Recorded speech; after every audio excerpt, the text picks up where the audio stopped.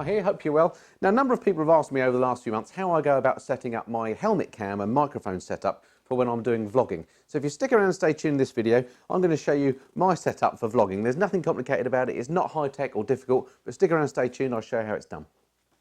Okay, so in this video I'll show you the helmet setup that I have in my HJC helmet. This is a fairly new helmet to me, so I recently set this one up for vlogging, but it's exactly the same in any of my helmets, exactly the same setup, so it doesn't matter what helmet you're doing this in. And basically, in a nutshell, all it is a lavalier microphone sellotaped into the helmet. Now, a number of people have asked me about how I make the audio so clear, and frankly, there is no magic to it.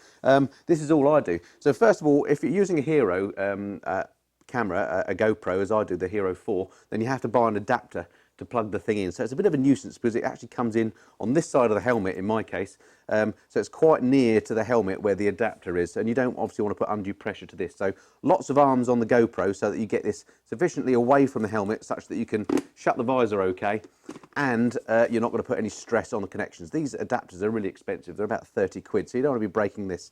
And then similarly for the microphone that you plug into the adapter itself, I'll put a little bit of sellotape around the bottom here just to strengthen where that goes in. These mics are only very cheap. I bought this really cheap off of Amazon. I'll stick a link below for the microphone and you'll see. But just to protect it so that with the flexing you don't get the thing broken.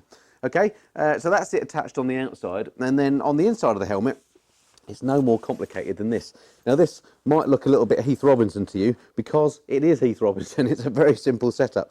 Literally all I've done is sellotaped the microphone to the front of the helmet chin bar. There are a couple of things to think about here, or a couple of things that to me seem quite obvious, but I'll mention them anyway.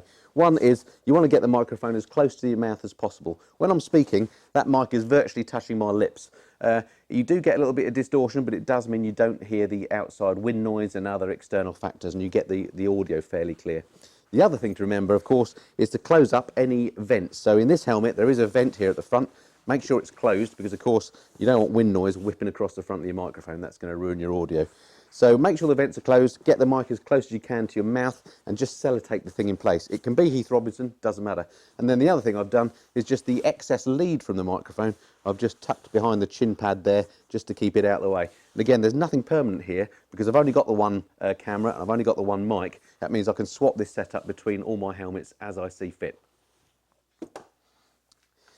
Now, the other thing that comes up quite often talking about vlogging and the helmet setup is how do I actually go about switching the camera on and controlling it and so on, and what do I do about batteries? Well, what I do is I only turn the camera on when I think there's something of interest to film. So on my recent Scotland trips, if I was coming to a spectacular bit of scenery, I'd turn the camera on, do the talking, and then turn it off again to try and conserve the battery. That's the way I've always done it. I know some people just leave the camera rolling, which you can do, but it saps more batteries and you've got a much bigger files to deal with and it becomes an editing nightmare. Talking of batteries, of course you can charge the camera up on the move if you've got a cigarette lighter on the bike, which I have on the GS, that's fine. But what I find is more convenient is just actually carrying spare batteries. So I have this little pack of 3 batteries that I carry. And I've labelled them, as you can see. I've got 1, 2, 3 and 4, and that way, because of course they all look the same and they're thrown in your camera in your bike bag, you know, whichever battery you take out of the camera, you know always to put the next one in and it will be charged. That way in the evening you can come along, you can see which battery is in the camera, and then any number that's below that you can charge up that night and you're ready for the next day. I find 4 batteries in total is enough to get me through a good 12-hour day on the bike. And then the only other thing I do is I also carry a spare SD card, which I've just sellotaped to the side of this battery. It's sellotaped, again, just so I know it's there. These are the micro SD cards that the camera uses. So if I do have a malfunction, these cards do sometimes get corrupted, then I can put another one in, or indeed if I run out of memory space, I've got another card handy. So, so that's the way I do that.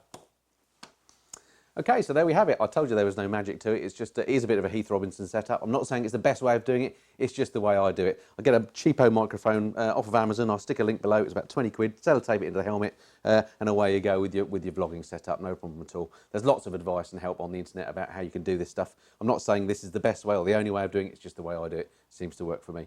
Another time I'll do a video perhaps of my setup here in the garage, how I go about doing the lighting and the camera kit and so on I use for that perhaps. So stick around and stay tuned if you're interested in that. But in the meantime, until next time, look forward to speaking to you then. This has been the Missenden Flyer. Cheerio.